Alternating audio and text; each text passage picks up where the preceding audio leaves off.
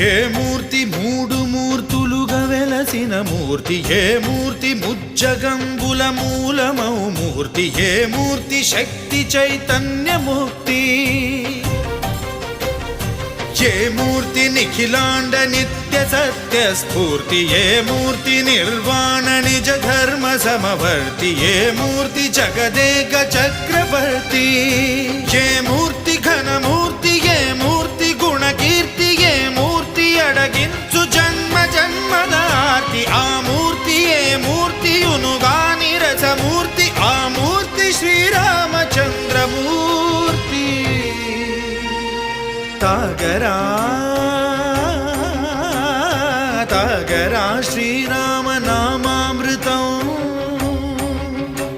ఆ నామమే దాటించు భవసాగరం.